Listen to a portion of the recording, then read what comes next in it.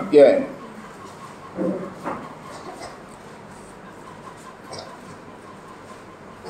40వ వచనం. ఊలాము కుమారులు విలువిద్యందు ప్రవీణులైన పరాక్రమశాలులు.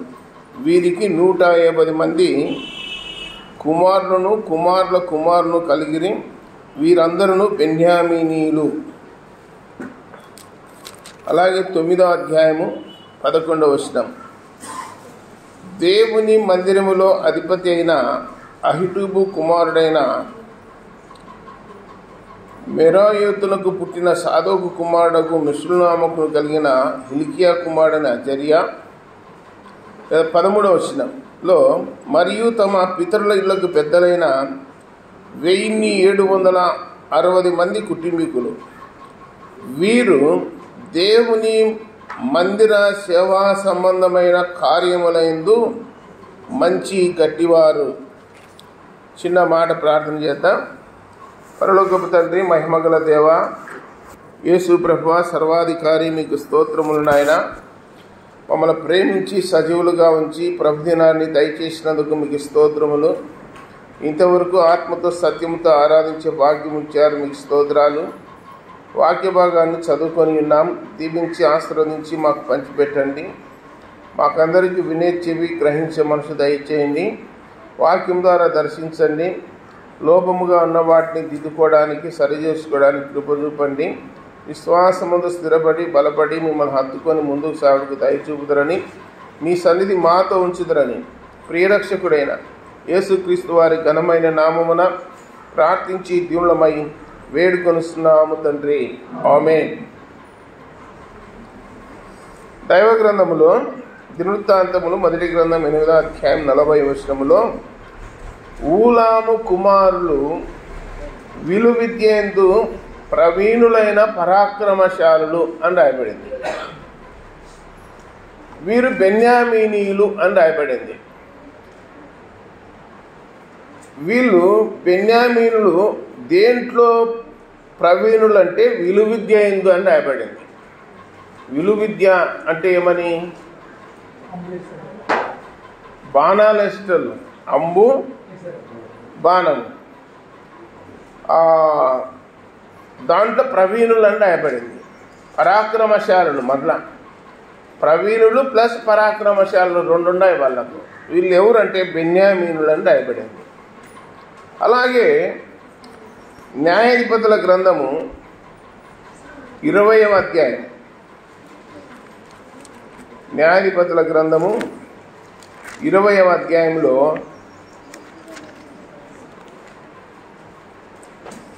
16వ వచనం. ఆ సమస్త జనములలో ఏర్పరచబడిన 700 మంది ఎడమ చేతి వాటము గలవారు. వీరిలో ప్రతివాడును గురిగా ఉంచబడిన తల వెంట్రుక మీదికి ఒడిసిల రాయి తప్పగా విసిరగలవాడు. వీళ్ళు కూడా బెన్యామీనీలే. ఎడమ చేతి వాటము గలవారు, వీరిలో ప్రతివాడును గురిగా ఉంచబడిన తల వెంట్రుక మీదికి ఒడిసిల రాయి తప్పక విసరగలిగిన వారంట. వీళ్ళ గురి అనేది తలపైన ఒక దారం అట్లా విరేలాడగడితే ఒడిసిల రాయి విసిరితే ఖచ్చితంగా ఆ దారం కట్ అయిపోతుంది. అంటే గురి తప్పదు. అంత ఆర్కీర్ణుల్లోని, నేర్పరులోని విలువిద్య ఎందు అని రాయబడింది.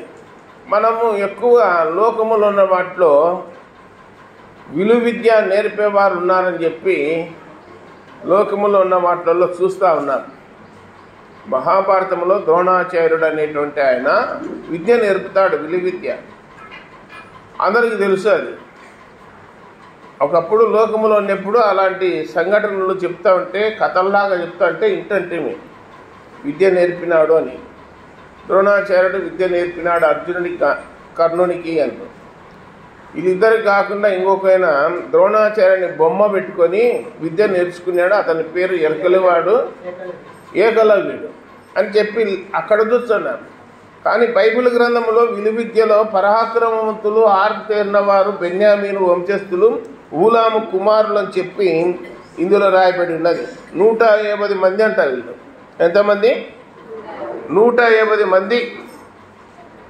మరి వడిసెల రాయి కూడా గురిగా విసరగలిగిన వారు అని చెప్పి రాయబడింది. ఏ రాయి? వడిసెల రాయి కూడా గురిగా విసరగలిగిన వారు అని చెప్పి రాయబడి ఉన్నది. మరి న్యాయాధిపతులు గ్రంథం 20వ అధ్యాయంలో 15వ వచనములో, ఆ దినమున బెన్యామీను తమ జనసంఖ్యను మొత్తము చేయగా 700 మంది అయిన గిబియోను నివాసులు గాక కత్తిదూయ సమర్థులై పట్టణము నుండి వచ్చిన వారు 26,000 మంది అని రాయబడింది. కత్తి దూయగలిగిన వారు సమర్థులు 26,000 మంది ఉన్నారు చెప్పి రాయబడింది అక్కడ. మరి 11వ వచనంలో కాబట్టి ఇశ్రాయేలీలందరూ ఒక్క మనుషుడైనట్టుగా ఏకీభవించి ఆ ఊరి వారితో యుద్ధము చేయుటకు కూడిరి అని రాయబడింది. బెన్యామీనులు, బైబిల్లో బెన్యామీనులు అనేవాళ్ళు ఎవరి కుమారులు? యాకోబు కుమారులు. లాస్ట్ వాడు కడాసారి వాడెవరు? బెన్యామీను. యెషై కుమారులలో కడాసారి వాడెవరు? దావీదు. యేసుప్రభు శిష్యులలో కడాసారి వాడెవడు? ఎవరు? యోహాను. అందరికంటే చిన్న వయసు కలిగాడు. నువ్వు ఎక్కడన్నా చూడు బైబిల్ గ్రంథములో ఆలోచన చేయండి, కడాసారి వాళ్ళు గొప్ప ప్రముఖులు అయిపోయినారు. యెషై కుమారుడు కడాసారి వాడు దావీదు గొప్ప రాజు అయిపోయినాడు. అలాగే యాకోబు కుమారులలో కడాసారి వాడు బెన్యామీను వంశములోనే ఇశ్రాయేలు ప్రజలకు మొట్టమొదటి రాజు వచ్చినది. ఎవరు? సౌలు. కొత్త నిబంధన గ్రంథంలో 14 పుస్తకాలు రాసినటువంటి దైవజనుడు పౌలు కూడా ఏ గోత్రానికి సంబంధించినాడు? బెన్యామీను గోత్రానికి సంబంధించినాడు. వాళ్ళ దీవెన ఎట్లుందంటే, బెన్యామీను చీల్చినట్టు తోడేలు అని రాయబడింది.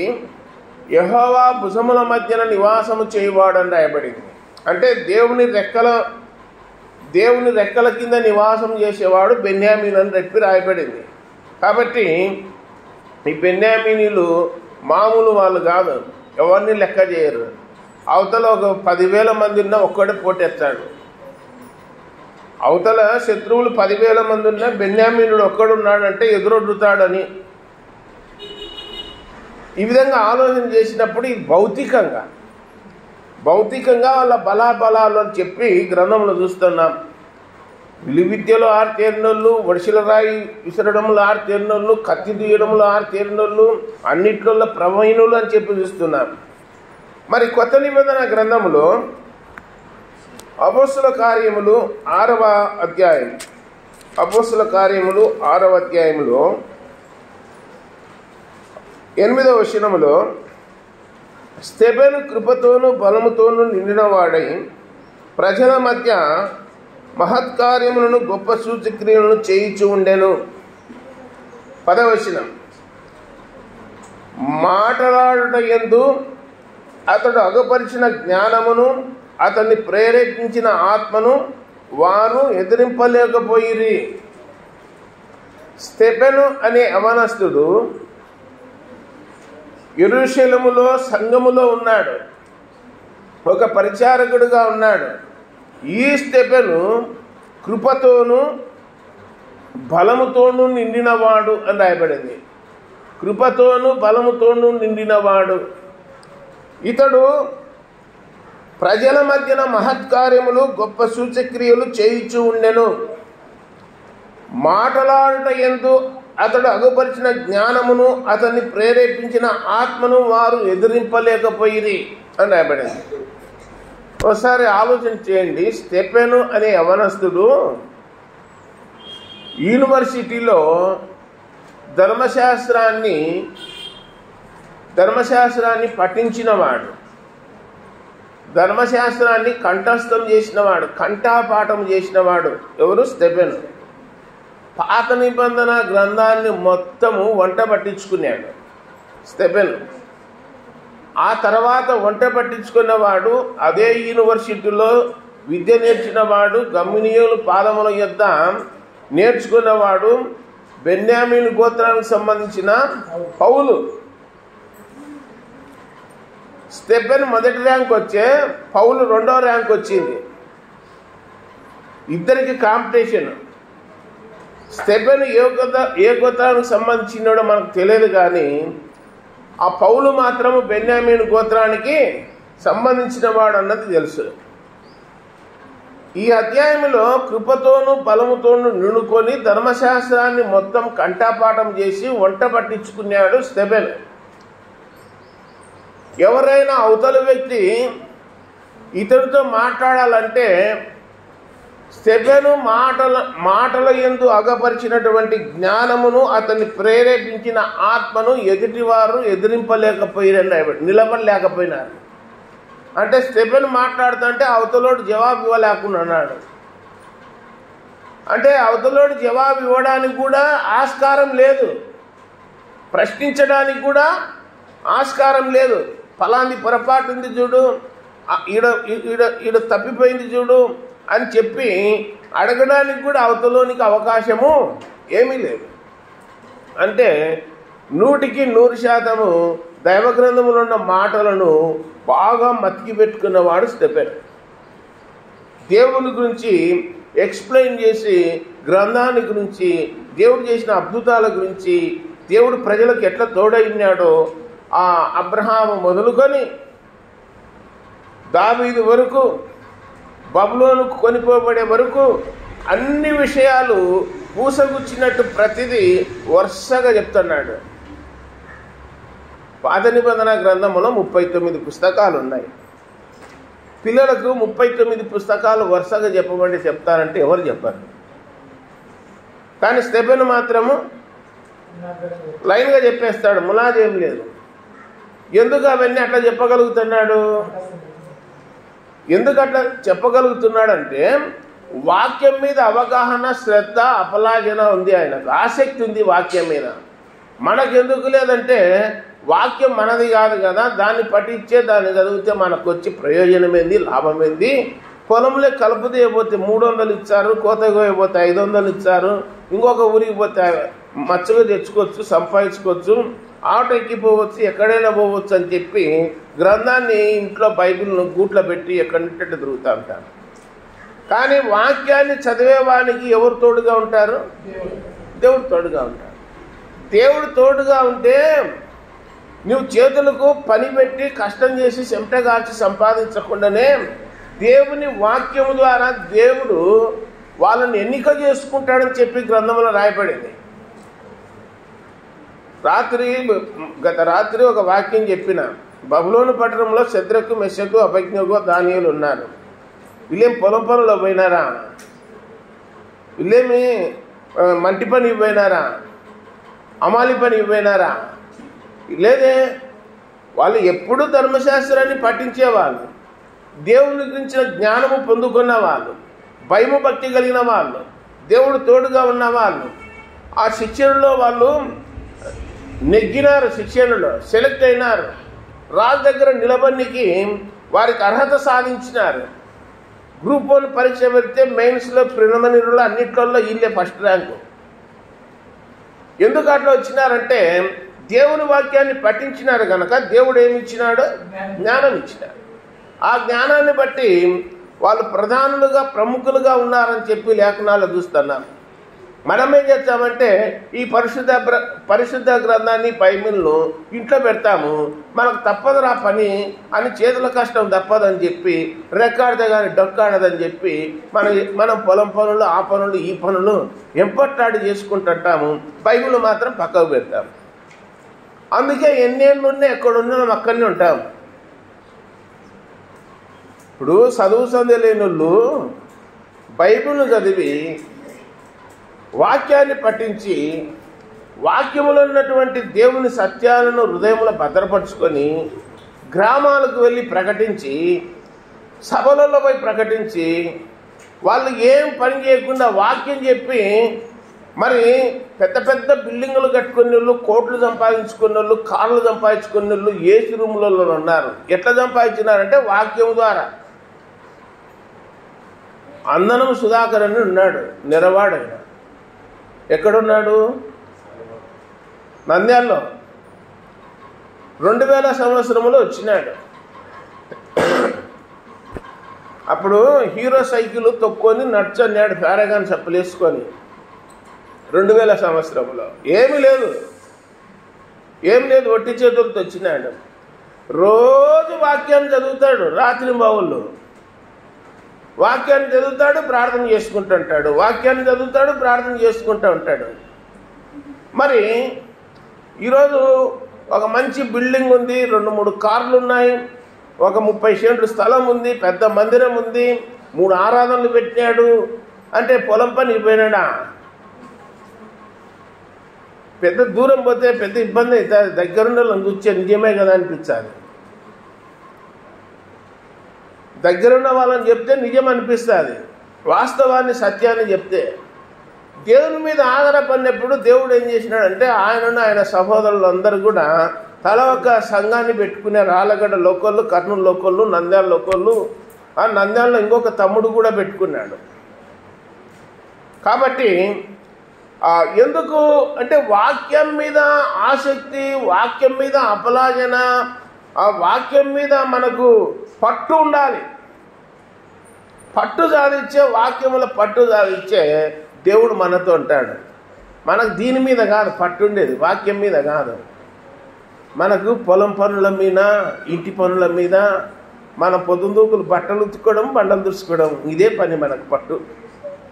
ఇట్లా తయారైనారు తప్ప ఇల్లు సర్దుకోవడం, అది సర్దుకోవడం తప్ప.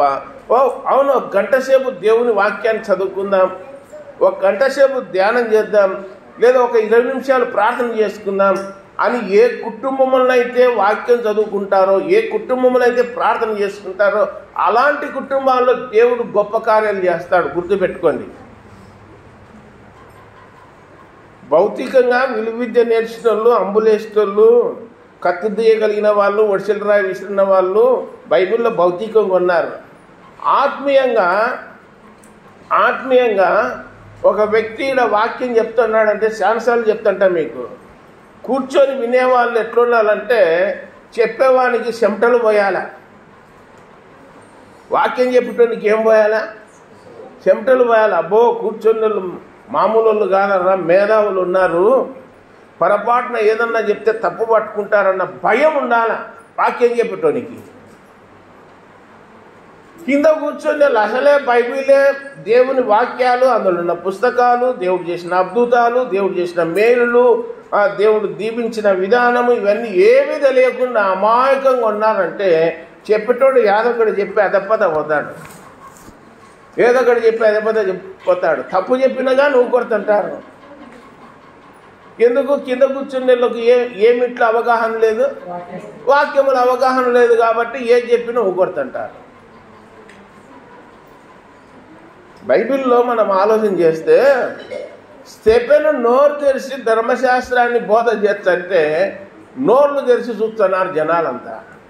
ఎవరు ఆయన యువల పిల్లడు, ఈ మనిషి ఇట్లా మాట్లాడుతున్నాడు, మేము ఇన్నేళ్ళు ఆయన ఎక్స్పీరియన్స్ కలిగి ధర్మశాస్త్రాన్ని బోధిస్తున్నాం, మందిరములు ఉన్నాం, యెరూషలేము మందిరములు ఉన్నాము, శృంగానబడిన దేవాలయములు బోధ చేస్తున్నాము, మేమే ప్రధాన యాజకులము, వీరులము, సూర్యులము, మాకు ఇవన్నీ ఈ వాక్యాలలో ధర్మశాస్త్రములు ఉన్నాయని తెలుసు, పరిశుద్ధ గ్రంథములు ఉన్నాయని తెలుసు. కానీ ఇంత మంట పట్టించుకొని అనర్గళంగా మాట్లాడగలుగుతున్నాడు, ఎవరి పిల్లోడు ఈ పిల్లోడు అని చెప్పి ఆశ్చర్యపోతా ఉన్నారు. అతడు అగుపరిచినటువంటి ఆ జ్ఞానానికి ఆత్మను వారు ఎదిరింపలేకపోయి నోరు ముయ్ అని అనలేకుండా అన్నారు. ఎందుకు అనలేకుండా అన్నారంటే స్టెఫెన్ చెప్పేటివన్నీ వాస్తవాలు, సత్యాలు గనక. ఆయన అబద్ధాలు, కల్పితాలు ఏమీ చెప్పలేదు గనక అవతలలో నోరు మూసుకొని కూర్చున్నారు. ఈడెప్పుడు నేర్చుకున్నాడు ఇదంతా అని? ఎప్పుడు నేర్చుకున్నాడు? ఇంట్లో కూర్చొని తలుపేసుకొని రోజు పఠిస్తూ ఉన్నాడు స్టెఫెన్. ఈరోజు మనం కూర్చొని వాక్యం వింటున్నామంటే 1526 ఆ సంవత్సరాలలో పోపు అనేటువంటి వ్యక్తులు ఉండేవారు. ప్రపంచానికి రోమన్ క్యాథలిక్ వాళ్ళు తప్ప ఇంకెవరు లేరు. ఒక బైబిల్ వాళ్ళ దగ్గరనే ఉండేది. ఆ పోపు దగ్గర మార్టిన్ లూథర్ అనే యవనస్తుడు, ఆ దినాల్లో కరెంటు లేదు, ఆ దినాల్లో ల్యాంపు, అతడు వాక్యం చెప్పడానికి బైబిల్ మోసుకొని వచ్చేవాడు మార్టిన్ లూథర్. ఆయన ప్రజలకు ఏది చెప్తే అదే, ఆయన ప్రజలకు దేవుడు లాంటివాడు పోపు అనేటైనా, ఏది చెప్తే అది చేయాల్సిందే. దుర్బోధ చేసినాడు ప్రజలకు.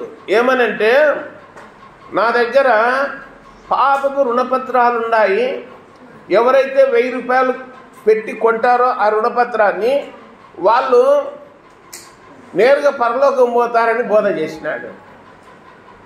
ఆ రుణపత్రాన్ని ఎవరైతే కొంటారో వాళ్ళు ఎక్కడ పోతారు? పరలోకం పోతారు.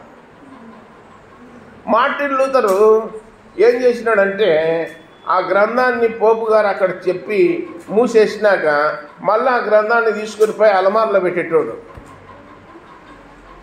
ఇట్లయితే కాదని చెప్పి ఆ పోపుకు తెలియకుండా రహస్యంగా ఇతడు ఆ గ్రంథాన్ని రోజు చదివేటోడు. ఎవరు? Martin Luther. ఇంకా ఒక రోజు వేసుకున్నాడు పోపును. ఏమయ్యా, ఈ గ్రంథంలోటివే చెప్తాడా లేకపోతే సొంతంగా చెప్తాడా అన్నాడు పబ్లిక్లో. నేను చెప్పేదే శాసనము, నేను చెప్పేదే గ్రంథంలోటివి అన్నాడు పోపు. నీ ముఖం చెప్తున్నావు గ్రంథంలోటివి, అన్ని సొంతంగా చెప్తున్నావు, నువ్వు అసలు గ్రంథంలో ఒక్క మాట కూడా లేదు, కావాలంటే ఫలాంటి రెఫరెన్స్ చదువు అన్నాడు. అలాంటి రెఫరెన్స్ ఇట్లుందని ఎవరు చెప్పినారు? 1 యోహాను పత్రిక 1వ అధ్యాయం 7వ వచనం, యేసు రక్తము ప్రతి పాపము నుండి కడిగి మనలను పవిత్రులుగా చేయును అని రాయబడిందని చెప్పినాడు. లూథర్ నోన్మై ఏం చెప్తున్నాను, నేను చెప్పింది అంతే అంటున్నాడు. లేదు లేదు, ప్రజలారా ఇదో వాక్యములు ఇట్లుంది చూడర్రి అని చెప్పి పబ్లిక్లో ఓపెన్ చేసినాడు. పోపు తప్పు చెప్తున్నాడని ప్రజలలో అల్లరి కలిగింది. ఇంకా వెంటనే బైబిల్లో ఉన్నటువంటి విడిప్రతులు ఒక్కొక్క పుస్తకం సపరేట్ ఉండేటివి, అంత కలిసి ఉండేటివి కాదన్నమాట. ఇప్పుడు మనకు కొత్త నిబంధనలో జీవ మార్గము, నిరీక్షణ మార్గము అని కొన్ని పుస్తకాలు ఇస్తుండే. అట్లా యోహాను సువార్తలో ఒక పుస్తకం తీసుకున్నారన్నమాట. అప్పుడు ఆయన ప్రజలకు వివరించి చెప్పడం ద్వారా ఆయన తప్పుడు మార్గం బోధించినాడన్న సత్యం తెలిసింది. ఎవరి ద్వారా తెలిసిందంటే మార్టిన్ లూథర్ ద్వారా. కాబట్టి వాళ్ళ ద్వారా ఉద్యమం వచ్చింది, వాళ్ళ ద్వారా మూర్ఖులైన తరము వారికి వేరే రక్షణ పొందండి అని చెప్పి ప్రొటెస్టెంట్లు అని చెప్పి సపరేట్గా వచ్చిన రక్షణ పొందాలా, బాప్తిసం తీసుకోవాలా, యేసుప్రభువు నమ్ముకోవాలా, విశ్వాసం ఉంచాలా, మనం దేవుని పిల్లలు కావాలా, పరలోక రాజ్యం చేరాలా, ఇది పద్ధతి అని చెప్పి డాక్విన్ చెప్పినాడు మార్టిన్ లూథర్. లేదు, పోపు ఏం చెప్పినా మేము వింటున్నామని చెప్పి ఏండ్లు అట్టనే ఉన్నామనుకో, పోపు పోతాడు నరకానికి, కూర్చొని వినేవాళ్ళు కూడా ఎక్కడ పోతారు? నరకానికే పోయి. విత్తనం వేసేటోడు సరిగ్గా సాళ్ళు వేస్తే పండుతుంది, సాళ్ళు వేయకపోతే పండదు, మొలసదు.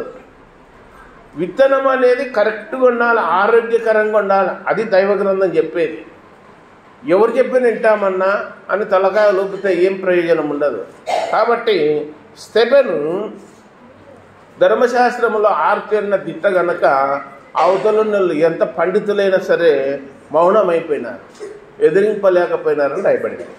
తర్వాత ఇదే అపోస్తల కార్యములు 7వ అధ్యాయం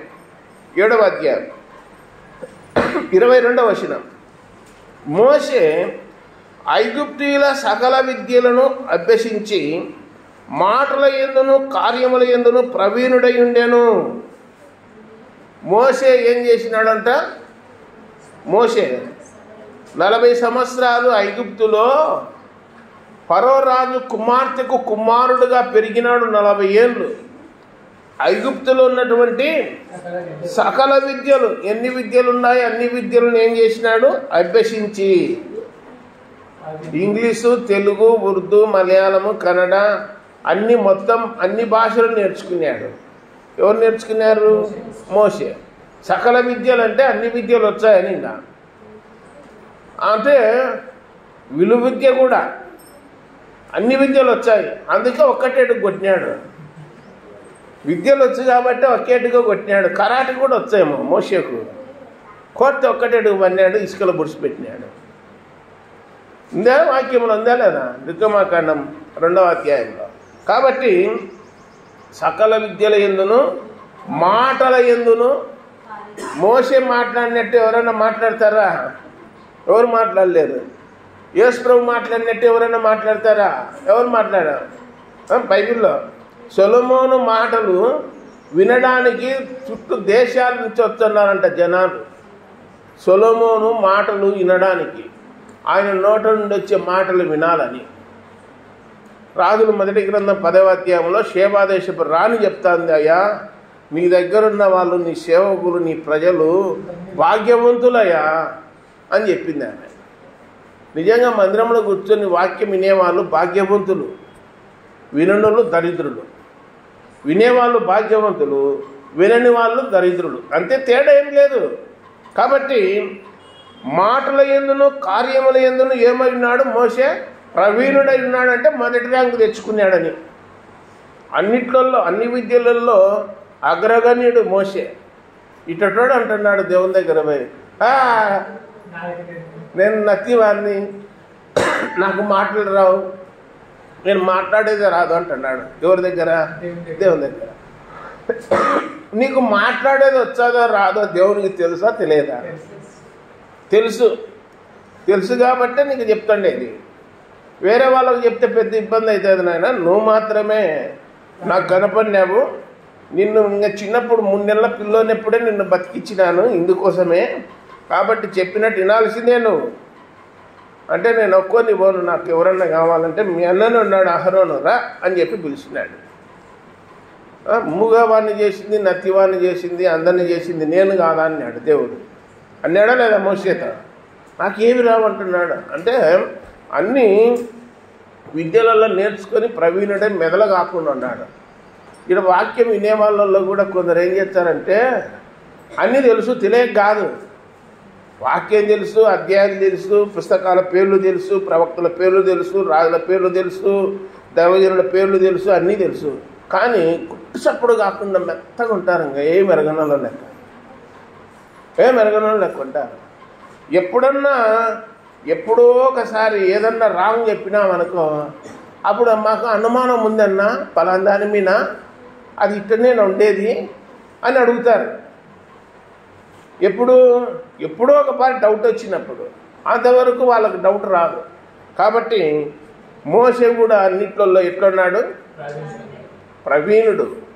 ఇడ ప్రవీణుడై ఉండేను అని రాయబడింది. చూడండి, అపోస్తుల కార్యములు 18వ అధ్యాయం. అపోస్తుల కార్యములు 18వ అధ్యాయం 24వ వచనం. అలెగ్జాంద్రియా వాడైన అపోల్లో అను ఒక యూదుడు ఎఫెసునకు వచ్చెను. అతడు విద్వాంసుడును లేఖనముల యందు ప్రవీణుడై ఉండేను. అపోల్లో అనే యవనస్తుడు విద్వాంసుడును లేఖనముల యందు ప్రవీణుడై ఉండేను అని నా బైబిల్లో ఉంది. ప్రవీణుడై ఉండేను. దీన్ని బట్టే ప్రవీణ్ కుమార్ అని పేర్లు పెట్టుకుంటుంటారు. ప్రవీణుడు లేఖనముల యందు అని రాయబడ్డాయి. విద్వాంసుడు అపోల్లో అనేటువంటి యవనస్తుడు లేఖనాలను ఏం చేసినాడు? రోజు చదివినాడు. అపోల్లో లేఖనాలన్నీ చదివినాడు. మనం ఒక అధ్యాయం చదువుతానే ఆవలింపులు వచ్చాయి, నిద్ర వచ్చాది. ఎన్ని అధ్యాయాలు? ఒక అధ్యాయం సగానికి వచ్చాను, నిద్ర వచ్చాది. ఎందుకు వచ్చాది తెలుసా మీకు? నేను చెప్పేది అక్షర సత్యం చెప్తున్నా. నేను ఏదో తెలియక కాదు, అమాయకంగా కాదు మీకు చెప్తాండేది. మేము ప్రతిరోజు కుటుంబ ప్రార్థనలో కూర్చున్న వెంటనే పాట మొదలు పెడతానే ఆవలింపులు వచ్చాయి అందరికీ. ఎందుకు ఇట్లా తయారైనారంటే కరెక్ట్గా ఆ టయానికే సాతాను బైబిల్లో ఉంది. యెషయా గ్రంథంలో గాఢ నిద్రాత్మ అనేది ఒకటి ఉంది, తిరుగుతూ అంటుంది. అది ప్రార్థనలో కూర్చుంటే, పాట పాడితే, ప్రార్థన చేసుకుంటే, వాక్యం చెప్పుకుంటే సైతానుకు వరిసెల రాయితో కొట్టినట్టు ఉంటుంది. అందుకని వాడేం చేస్తాడంటే మనం వరిసెల రాయి ఇసురకుతోలికే వాడు గాలి ఇసురుతున్నాడు. ఏం గాలి? గాఢ నిద్రాత్మ గాలి. ఊరిక కొన్నిసార్లు ప్రార్థన చేసి ఆమె అని చెప్పినా కానీ సైలెంట్గా ఉంటారు. అరే ఇంకా అయిపోయింది, లేరు ప్రార్థన అయిపోయిందని చెప్పాల్సింది వచ్చారు. ఎందుకు అట్లా వచ్చిందంటే బైబిల్లో లేఖనాలను రోజు పఠించేటోళ్ళు ఉన్నారు. వాక్యాన్ని తర్పీరు చేసుకోవడం ద్వారా, వినడం ద్వారా, అవగాహన చేసుకోవడం ద్వారా లోతుగా వెళ్ళొచ్చు లోపలికి. ఇంకా దేవునితో పెన్నేసుకొని పోవచ్చు. అట్లా దేవునితో పెన్నేసుకొని ఎవడేం చేయలేడు, సాతానుడు ఏం చేయలేడు, లోకం ఏం చేయలేదు. గుర్తుపెట్టుకోరు. వాక్యముతో పెన్నేసుకొని ఎవడేం చేయలేడు. ఏం మాట్లాడాలన్నా ఏమొచ్చుంటాయి నోట్లో నుండి? వాక్యాలు వచ్చంటాయి. ఏది మాట్లాడాలన్నా వాక్యం వచ్చాది. కొన్నిసార్లు డిస్కషన్ చేస్తుంటాము. ఆ వాక్యం ఇట్లుంది, ఈ వాక్యం ఇట్లుంది అని చేసేటప్పుడు మాకు దొరకవే నువ్వు, మేము చెప్పింది అసలు పట్టించుకోవే, అన్నిటికీ వాక్యమే చూపించావే అంటారు కొందరు. ఇంకా వాక్యం ఏం చూపించాలా? వాక్యం చూపించే నోరు ముయ్యబడుతుంది అని రాయబడింది. మూర్ఖుల నోరు దేని ద్వారా ముయ్యాలా? వాక్యము ద్వారా. వాక్యం చూపించే సైలెంట్ అయిపోతారు. ఓసారి నంద్యాలలో సంఘంలో పంచాయతీ వచ్చింది. పంచాయతీలో కూర్చున్నా నేను 2010-11లో ఒక పంచాయతీలో కూర్చున్నా. అయ్యా, ఎవడైనా సంఘ పెద్ద పొరపాటు చేస్తే ఓసారి 2 సార్లు చెప్పి చూడమన్నాడు దేవుడు. ఒకవేళ ఎన్నిసార్లు చెప్పి వినకపోతే అలాంటి వాడిని సుంకరిగా ఎంచమన్నాడు యేసు ప్రభు. మరి పౌలు అయితే అలాంటి వాంత సవాసం చేయకమని అన్నాడు అని హైదరాబాద్లో ఉన్నటువంటి దైవజనుడు విజయానందన్ సార్తో నేను అన్నాను. ఇట్లుందయ్యా బైబిల్లో అన్నాను. అంటే నేనేం తిక్కొని అనుకున్నాడు ఆయన. చూపి అప్ప చెప్తున్నావు అన్నాడు నన్ను. చెప్తున్నావు కదా, ఏడందో యేసు ప్రభు ఏడ చెప్పినాడు చూపి అన్నాడు. వెంటనే 2 నిమిషాల్లో మత్తయి సువార్తలో సుంకరయ్య ఎంచుకోమన్నాడని, తెస్సలోనిక పత్రికలో అలాంటి వాంత సాంగత్యం చేయవద్దని 2 లేఖనాలు తీసి చూపించానే. సరేలే ఇంకా కూర్చో అంటున్నాడు. అంటే ఇంకా జవాబు ఇవ్వడానికి ఏమీ లేదు, ఆస్కారం లేదు. ఎవరినైనా సరే బైబిల్ సంబంధంగా ఎవరైనా మాట్లాడుతున్నారంటే, చేర్చున్నారంటే ఆడన్నప్పుడు అవతలకు భయం కలగాల. పొరపాటు మాట్లాడితే ఏడబట్టుకుంటారన్నట్టుండాల. కోటపాటులో ఉన్న విశ్వాసులు, క్రైస్తవులు ఎట్లుండాలంటే, వేరే వాళ్ళు కొత్తోళ్ళు ఎవరన్నా వచ్చి వాక్యం చెప్పినప్పుడు మాకు ఇట్లా చేయలేదే బోధ, వాక్యంలో ఉండేటట్టు మీ అని చెప్పేవానికి చెమటలు పట్టేటట్టుండాలి. అలా ఉన్నారని చెప్పి గ్రంథంలో రాయబడింది. తెలుసా మీకు? ఈ అపోస్తల కార్యములు 17వ అధ్యాయము 11వ వచనం. వీరు తెస్సలోనికలో ఉన్నవారి కంటే గనులైండిరి గనక ఆసక్తితో వాక్యమును అంగీకరించి పౌలును శీలయు చెప్పిన సంగతులు అలాగూ ఉన్నవో లేవో అని ప్రతి దినమును లేఖనములను పరిశోధించుచూ వచ్చిరి. బెరయాలో ఉన్న సంఘస్థులు, బెరయా అనే పట్టణంలో ఒక సంఘం ఉంది. ఆ సంఘములో విశ్వాసులు ఉన్నారు, సహోదరులు ఉన్నారు. వాళ్ళు రోజు బైబిల్ చదువుతారంట. వారానికి ఒక రోజా చదివేది రోజా? ఇక్కడ ఏమని రాయబడింది? ప్రతి దినము అని రాయబడింది. ప్రతి దినము లేఖనములను పరిశోధించుచు వచ్చిరి. పౌలు శీలలు వాక్యం చెప్పినారు, మేము అవి రెఫరెన్సులు రాసుకోలే, కానీ ఆ వాక్యాలు అయితే మర్చికున్నాయి. ఆ వాక్యాలు ఎక్కడున్నాయి అని చెప్పి వెరిఫికేషన్ చేసినారు. బైబిల్లో వెరిఫికేషన్ చేసి పరిశోధించి వాళ్ళు చెప్పినది కరెక్టే అని నిర్ధారణకు వచ్చినారు. పౌలు శీలలు చెప్పిన సంగతులు నిజమే అని చెప్పి నిర్ధారణకు వచ్చినారని చెప్పి రాయబడింది గ్రంథంలో. ఇప్పుడు నాకెళ్ళి చూడండి. బైబిల్లో మనకు అప్పుడప్పుడు మనం అడగకుండానే వచ్చుంటాయి కొన్ని వాక్యాలు, మన ముందర పడిపోతుంటాయి. అవి ప్రతిరోజు వచ్చానే ఉంటాయి. నేనును నా ఇంటి వారును యెహోవాను సేవించేదాము. ఎవరు చెప్పినారు ఈ మాట? యెహోషువ కదా. ఇది అందరికీ నోటెడ్, ప్రతి ఇంట్లో ఉంటుంది ఈ వాక్యం, ప్రతి ఇంట్లో ఉంటుంది. 95లో కొత్త ఇండ్లు కట్టుకున్నాక బోర్డు రాపించుకొని వచ్చి ఇంటికి తగిలించింటి ఇంటి, నేను నా ఇంటి వారును యెహోవాను సేవించేదమని. తర్వాత యేసు చెప్పాను, నేనే మార్గము సత్యము జీవము అనేది. అందరికీ తెలుసా తెలియదా? ఎక్కడ ఉంటుంది అది? యోహాను సువార్త 14:6 అందరికీ నోటెడ్. ఇంకా సువార్తలో ఉపయోగిస్తూ ఉంటాం. ప్రయాసపడి, మిమ్మల్ని ఎవరన్నా అడిగినారనుకో, ప్రయాసపడి భారం మోసుకొస్తున్న సమస్త జనులారా నా యొద్దకు రండి, నేను మీకు విశ్రాంతి కలుగజేయను. అంటే మీరేమనాలి? అయ్యో మాకు తెలుతాయి అది ఎక్కడ ఉందో అంటే అన్నారనుకో, కొట్టబట్లు ఉంది. ఇంకా నేను ఇక్కడ నిలబడి ఏం లాభంలే. తెలుసా ఆ విషయం? మత్తయి సువార్త 11:28 రాయబడింది. ఇట్లా కనీసము మనకు వాడుకలో వచ్చే వాక్యాలన్నా గుర్తుపెట్టుకోనా లేదా? కూర్చొని వినేవాళ్ళు. బైబిల్ అంతా మతికి లేకపోయినా, పుస్తకాల పేర్లు మతికి లేకపోయినా, కనీసం ఆ రెఫరెన్స్లన్నా మతికి పెట్టుకోనా లేదా? మతికి పెట్టుకుంటే దేవుని దగ్గర నిలబడతాం. మతికి లేదనుకో నిలబడలేం. ఇప్పటి నుంచి అయినా రోజు ఏం చేయాలి? కొత్త సంవత్సరంలో రోజు ఒక అధ్యాయమన్నా చదవాలా. చదివితే ఎవరు తోడుకుంటారు? దేవదాసు గారు తోడుండేది. చదివితే దేవుడు తోడుంటాడు మీకు. నేను చదివితే నాకు తోడుంటాడు, మీరు చదివితే మీకు తోడుంటాడు దేవుడు. కాబట్టి దేవుడు తోడుంటే అన్నీ దొరుకుతాయి. మీరు పనులకు పోతున్నారు, మనం ఆరోగ్యం ఉంటేనే కదా పని చేసుకునేది. అనారోగ్యం కంటే పని చేస్తామా? చేయలేము. ఆరోగ్యంగా ఉండాలంటే రోజు వాక్యాన్ని ఏం చేయాలా? చదవాలా. వాక్యం ఆరోగ్యం ఇచ్చేది, బలం ఇచ్చేది, శక్తి ఇచ్చేది, జ్ఞానం ఇచ్చేది, వివేకం ఇచ్చేది, బ్రతికిస్తుంది, అన్ని ఇచ్చేది వాక్యమే అని చెప్పి గ్రంథంలో రాయబడింది.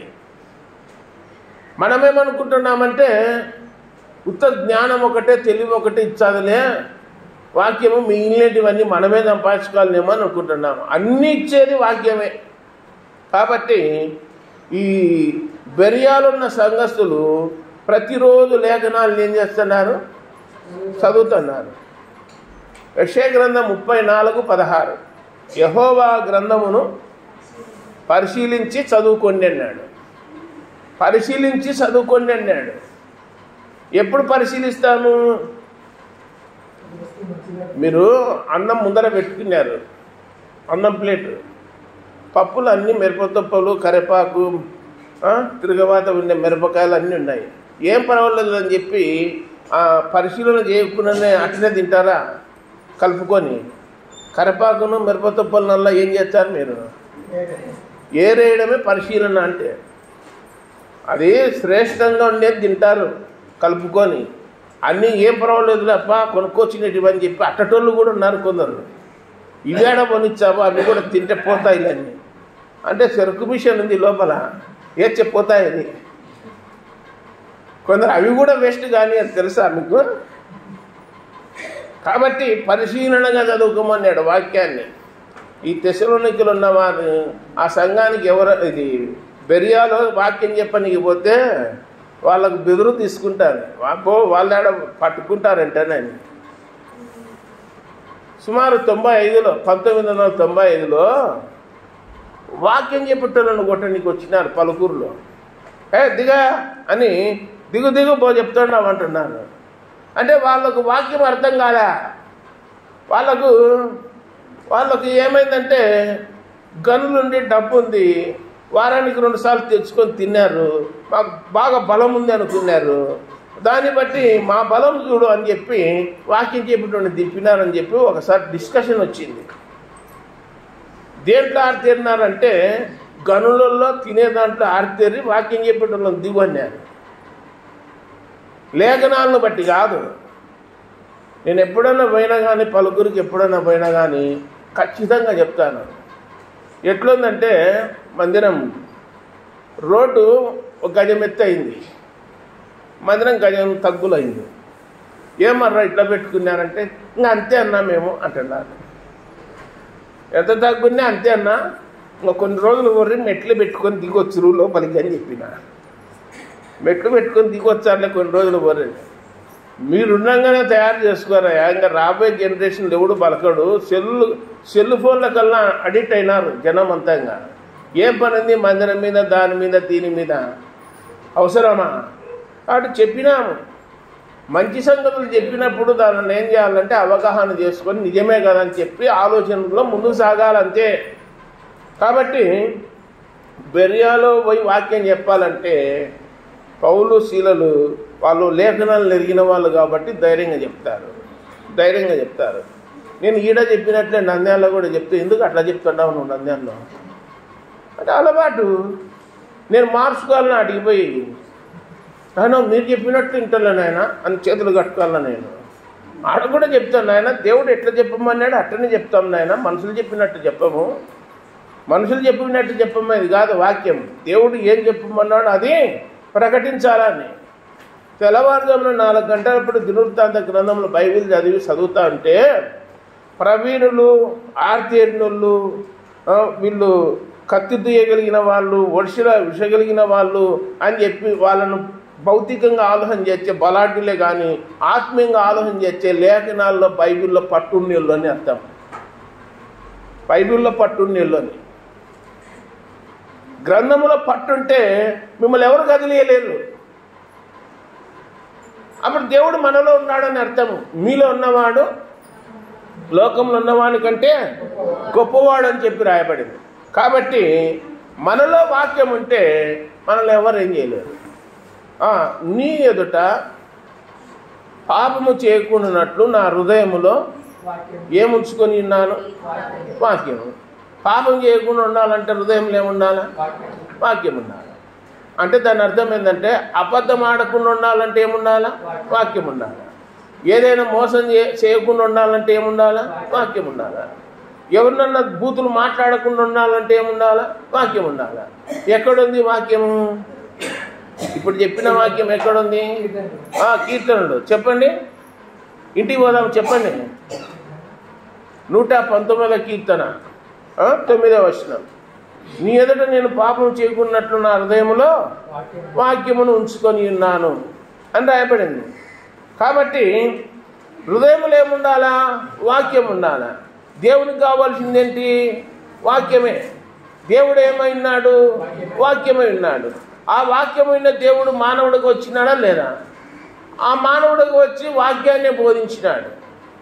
వేరేది కాదు బోధ చేసింది, వాక్యాన్నే బోధించినాడు. ఆయన ప్రతిదినము దేవాలయంలో వాక్యము బోధించుతూ ఉండెను అని రాయబడింది. ప్రతిరోజు ఏం బోధ చేస్తాడు? వాక్యము. కాబట్టి ఈ కొత్త సంవత్సరంలో సరే మీరు లేఖనాలు ఏం చేయాలా? రోజు చదువుతూ ఉండాలని చెప్పి గ్రంథంలో చూస్తూ ఉన్నాం. ఇంకా చివరిగా ఒక వాక్యం చెప్పుకొని ముగింపు చేసుకుందాం. సమూయేలు 2వ గ్రంథము 17వ అధ్యాయం. ఇది చివరి వాక్యం.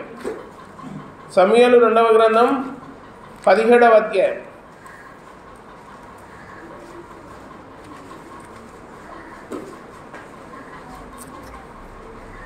పదకొండవ వచనం. కాబట్టి నా ఆలోచన ఏమనగా, ఏది ఎక్కడిది? 17, 11 అదేనా చెప్పింది? అది కాదు, 8వ వచనం.